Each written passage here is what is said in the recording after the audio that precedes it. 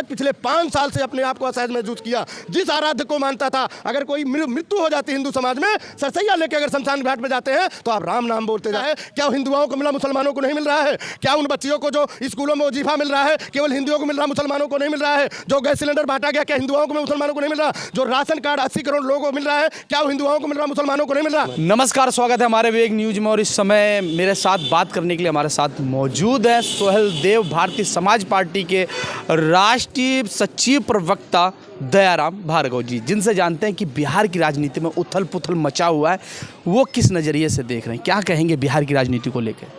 देखिए, बिहार राज्य हमेशा सुर्खियों में रहा है।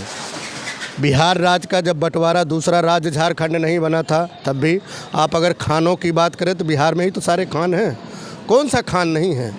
सभी खानों की जननी बिहार राज्य है। लेकिन बिहार को हमेशा लोगों ने छोटा आंका है। आप देखिए, चाहे वहाँ से जब देश में कांग्रेस की सत्ता थी, जब डॉक्टर साहब, मेरा पूछने का मतलब है कि राजनीति में जो उथल पुथल मचा हुआ है, नीतीश जी राजनीति में जो उथल पुथल मचा हुआ, मैं उसी की बात करता हूं। बिहार राज्य का हमेशा एक अपना प्रभाव देश पर रहा हो। चाहे इंदिरा के शासन में देश की इमरजेंसी लगी हो, उस समय वहां से जयप्रकाश नारायण बाबू का हल्ला बोल आंदोलन रहा हो, चाहे बिहार में कर्पूरी ठाकुर के शासन में जो है उन्होंने सरकार चलाई है पिछड़ों को लेकर, दलितों को लेकर के, माइनॉरिटी को लेकर के, चाहे वहाँ पे जंगल राज वहाँ पे रहा हो लालू प्रसाद का। इसके बाद पिछले 18 साल से नीतीश जी वहाँ पे मुख्यमंत्री हैं। पिछले 18 साल से नीतीश जी बिहार में मुख्यमंत्री हैं, चाहे वो इधर से हो चाहे उधर से हो। लेकिन बिहार की जनता ने हमेशा नीतीश को मुख्यमंत्री बनाने का काम किया। बिहार की जनता ने उनको मैंडेट दे करके सीएम की कुर्सी देने का काम किया। लेकिन आज जो बिहार में हुआ वो एक अलग मुद्दा है। उसका कारण है, आप देखिए, पिछले 18 साल से अगर बिहार में नीतीश जी मुख्यमंत्री हैं तो उन पे ऊपर कोई घोटाला क्यों नहीं है? ईडी सीबीआई क्यों नहीं जा रही है? लेकिन ऐसा क्या है कि लालू प्रसाद के परिवार पे ही जा रहा है? अभी पहला मौका आया है कि जो नौकरी दे करके ज़मीन लेने का काम हुआ, जो घोटाला हुआ, जो ईडी जांच कर रही है। ये तमाम ऐसे मुद्दे हैं जो बिहार में हमेशा उथल पुथल बना रहता है। चारा घोटाले में स्वयं आखिर जरूरत क्या पड़ गई? वो सीएम तो पहले से थे। इस 5 वर्ष योजना में आपने देखा नीतीश जी शायद मैं कम समय में 9 बार बिहार के मुख्यमंत्री बन चुके हैं। मतलब इधर पाला बदलना, उधर पाला बदलना, किस नज़रिए से देख रहे हैं? मतलब आपके निर्णय से तो मुझे ये लग रहा है कि नीतीश जी का बहुत अच्छा फैसला था ये दल बदल लेना। नहीं, देखिए, दल इस देश में दल बदल हर किसी ने किया है। उत्तर प्रदेश में आप आ जाइए, अखिलेश यादव ने 17 में कांग्रेस के साथ, 18 में निषाद पार्टी पीठ के साथ, 19 में दोबारा कांग्रेस के साथ, फिर 2022 में सोहेल देव भारतीय समाज पार्टी के साथ, उसके बाद आरएलडी के साथ। कौन नहीं पाला बदला? किसने गठबंधन नहीं किया? कहाँ गठबंधन नहीं होता? ये देश गठबंधन के दौर से चल रहा है। मौजूदा जो सरकार वो भी गठबंधन बना के चल रही है। किसी राज्य में चले जाइए, आप महाराष्ट्र, किस राज्य में जाना चाहेंगे? हर जगह गठबंधन है। हर जगह लोगों के उस क्षेत्र के विकास की बात। लेकिन इतनी बार किसी ने गठबंधन नहीं किया, इतनी बार किसी ने पाला नहीं बदला। लेकिन आप बताइए, जनता अगर उनको मैंडेट दे रही है तो जिसके साथ दे रहे हैं वो लोग क्यों साथ देते हैं? अगर आप देखिए, 2022 में नीतीश बाबू भारतीय जनता पार्टी के साथ गठबंधन में चुनाव लड़ा, जीते। उसके 1.5 साल बाद उन्होंने लालू जी के साथ सरकार चलाई। लेकिन जब देखा वहां पे वही गठबंधन में यही नीतीश जी जिन्होंने कहा था मैं भारतीय जनता पार्टी ज्वाइन नहीं करूंगा, बेशक मर जाऊंगा। देखिए, हर राजनेता जो होता, आज देश में मौजूदा हालात में ऐसा कोई नेता नहीं है। नेता 2 मुँहा सांप होता है हमेशा। आज मान के चलिएगा, हमारे नेता ओम प्रकाश राजभर कहते हैं देश में जितने नेता 2 मुँहा सांप है, कहते कुछ है करते कुछ है। किसी भी पार्टी के बारे में देख ले, कौन नहीं बयान दिया? कोई भी नेता बदल सकता है, कोई भी नेता बदल जाता है। समय पे पाला किसी नेता, हर नेता ने बदला है। एक नेता बता दो, राजनीति का मोह ऐसा है कि कोई भी पाला बदल सकता है। राजनीति में कोई भी शख्स कभी भी पाला बदल देता है।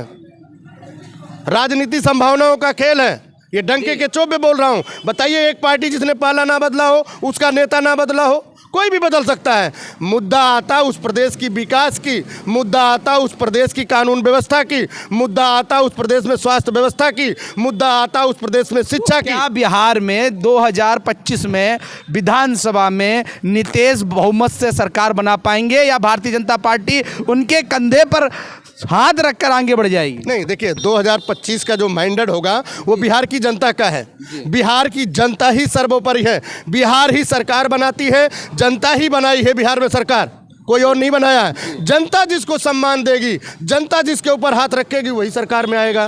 2025 की तो दूर की बात है, 2024 में एनडीए जो है 40 की 40 लोकसभा सीटने जा रही है, जीतने जा रही है और पूरे देश में तीसरी बार प्रधानमंत्री, देश के प्रधानमंत्री बनने जा रहे हैं। पूरे देश में 400 प्लस सीटें आने जा रही हैं। क्या कहेंगे राम मंदिर को लेकर, क्योंकि अभी राम मंदिर में हालांकि प्राण प्रतिष्ठा का कार्यक्रम हुआ, संपन्न हुआ, लेकिन विपक्ष ने कहीं ना कहीं ये कहा कि ये राजनीतिकरण कर रहे हैं, राजनीति मुद्दा बना रखे हैं, राम भगवान को राजनीति नजरिए से देख रहे हैं। क्या कहेंगे जो भारतीय जनता पार्टी से आरोप लग रहे थे?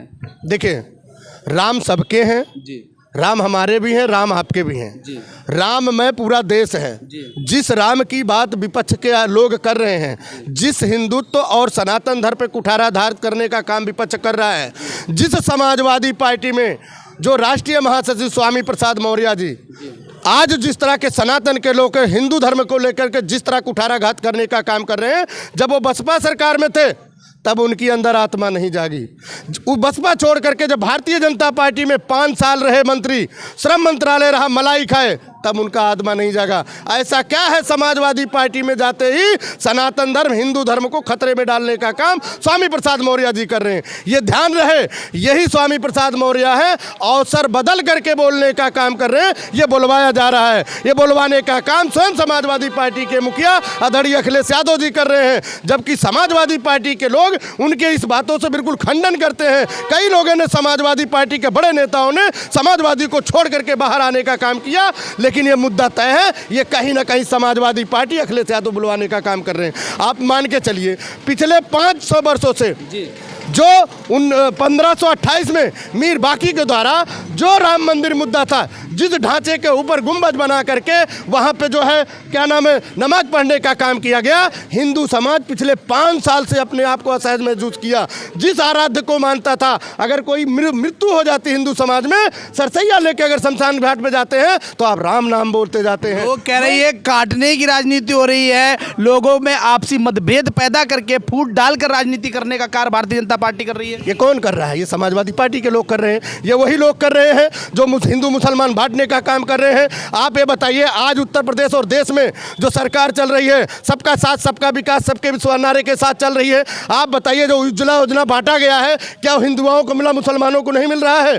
क्या उन बच्चियों को जो स्कूलों में वजीफा मिल रहा है केवल हिंदुओं को मिल रहा, मुसलमानों को नहीं मिल रहा है? जो गैस सिलेंडर बांटा गया, क्या हिंदुओं को, मुसलमानों को नहीं मिल रहा? जो राशन कार्ड 80 करोड़ लोगों को मिल रहा है, क्या वो हिंदुओं को मिल रहा, मुसलमानों को नहीं मिल रहा? ये केवल फेक बातें हैं। ये केवल उस एजेंडे पे काम करना चाहते हैं जो इन्होंने आज तक 45 साल में जिन लोगों ने देश में शासन किया है, उन्होंने केवल हिंदू मुसलमान करा करके हिंदुओं में मुसलमानों नफरत बांटने का काम किया है। मैं आपसे जानना चाहता हूं, 1947 से पहले मुसलमान हमारे देश में 38% सरकारी नौकरियों में था। सपा बसपा कांग्रेस ने इतना विकास इनका किया, आज मुसलमान 1% रह गया हमारे देश में सरकारी नौकरियों में। कितना विकास किया आपने? हमेशा मुसलमानों को हिंदुओं से डराने का काम किया। मुसलमान भर भर के वोट दिया। मुसलमान यही उत्तर प्रदेश में कहता था, बहारो फूल बरसाओ मेरा महबूब आया है। किस महबूब को बुलाया? लेकिन उत्तर प्रदेश के शासन प्रशासन में चले जाइए, डीएम एसडीएम चपरासी, यहीं भी आप चले जाइए, मुसलमान आपको मिलेगा नहीं। मैं तो मुसलमान भाइयों से कह रहा हूं, आह्वान कर रहा हूं कि आप लोग आइए इस भारतीय जनता पार्टी के साथ। मुसलमान समाज के लोग, मुस्लिम समुदाय के लोग वोट नहीं करते भारतीय जनता पार्टी को? नहीं, ऐसा नहीं है। देखिए, इस सरकार में जो आपको जो भी समझौता आपको मिला, 3 तलाक मिला किसके लिए? जो पीड़ित थी महिलाएं मुसलमान समाज में, उनकी व्यथा को आप समझिए, उसको सुधारने का काम किया। या उनमें ऐसे कई सारे समस्याएं थी, सारी समस्याएं दूर हो रही हैं। जो पिछले 5 वर्षों से जिस समस्याओं से सनातन धर्म, हिंदू समाज हमेशा पीड़ित रहता था, आज उसका निवारण हो रहा है। लोगों को खुशी होना चाहिए। आदरणीय नरेंद्र मोदी के नेतृत्व में, उत्तर प्रदेश के मुख्य आदित्यनाथ के नेतृत्व में आज जो सरकार चल रही है, सबका साथ सबका विकास, सबका विकास के साथ, लोगों के नारे के साथ सबका विकास हो रहा है। क्या कहेंगे 2024 को लेकर, क्योंकि सोहेल देव भारतीय समाज पार्टी किसका साथ देगी और 2024 में किसकी सरकार बनेगी? सोहेल देव भारतीय समाज पार्टी एनडीए के गठबंधन में है। हम भारतीय भारतीय जनता पार्टी के गठबंधन में हैं। हम उत्तर प्रदेश के 75 जिलों में काम कर रहे हैं। हम बिहार राज्य के 38 जिलों में काम कर रहे हैं। हम उत्तर प्रदेश के, अभी आपने कल देखा होगा 29 जनवरी को अलीगढ़ में बंजारा हक रैली का हमारा आयोजन हुआ, जिसमें 25,000 की भीड़ थी। बंजारा समाज की अगर बात करते हैं, आप जिस पार्टी की बात कर रहे हैं, इसी उत्तर प्रदेश में समाजवादी पार्टी की 4 बार सरकार रही है। स्वर्गीय जो है आदरणीय मुलायम सिंह 3 बार उत्तर प्रदेश के मुख्यमंत्री रहे और आदरणीय अखिलेश यादव तो मुख्यमंत्री रहे। लेकिन उनसे पूछ लीजिए, उन्हीं के गांव में जो मैनपुरी टावा है, चले जाइए बंजारा समाज के, झोपड़पट्टी में रहने का काम करता है, टाट और बोरी लगा करके घर मकान में रहने का काम करता है। ये किसकी देन है? क्यों नहीं उनका विकास हुआ? क्या वो इस संविधान में नहीं रहता, उत्तर प्रदेश में नहीं रहता था? लेकिन कहीं ना कहीं इन्होंने केवल वोट लेकर के लोगों को लड़ाने का काम किया, गुमराह करने का काम किया। ये तमाम ऐसे मुद्दे हैं जो ठीक हो रहे हैं। जिन लोगों ने गुमराह करके शासन सत्ता किया, आज वही लोग पीड़ित हैं कि ये सरकार काम क्यों कर रही है। इसी उत्तर प्रदेश में ऐसा कोई दिन नहीं जाता था जिस दिन दंगा नहीं होता था और जिस दिन कर्फ्यू नहीं लगती थी। पिछले 7 साल में योगी जी की सरकार में कहीं दंगा हुआ, कहीं कर्फ्यू लगी? ये क्या ठीक नहीं है? कानून व्यवस्था ठीक नहीं है?